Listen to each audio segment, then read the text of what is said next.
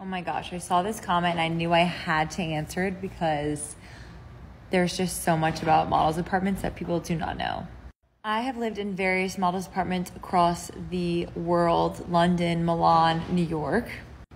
New York was definitely the worst model apartment that I was ever in. So a model apartment is something that usually is provided through your agency, and it has multiple models in it. So you basically like rent the apartment through your agency.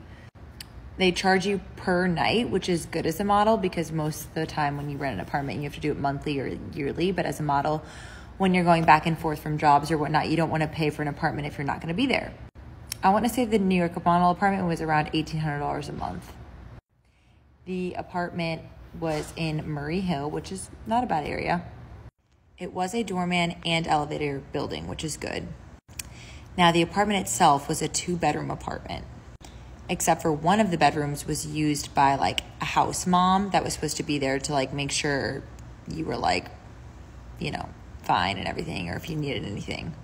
I never saw my like house mom. Basically, her door was like always closed or she was like out. I basically never saw her. The second bedroom was where the models lived, which was a one tiny bedroom apartment with 3 bunk beds. Each bunk bed had 2 drawers under the bottom bunk, so therefore each girl got 1 drawer, and there was 1 closet, like one small kind of hanging closet in there for everyone to use.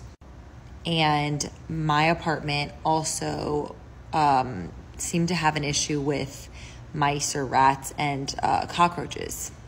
The other girls were really bad about like cleaning up after themselves, taking out the trash, etc., which would bring cockroaches, mice, etc. I would literally like flick a cockroach off my pillow before I went to bed. I'm not even exaggerating. It became like very normal and I like was not weirded out by it. I was just so excited to be in New York as a new model.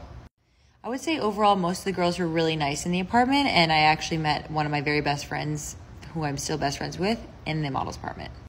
Looking back, I think the living conditions were not great, and I think it's hard for agencies to be able to like maintain like living conditions when they're not like there every day and they can't control like what the other girls are doing necessarily. But it wasn't great. And if you can afford to not live in a model's apartment, I would suggest renting with a friend if you can find one.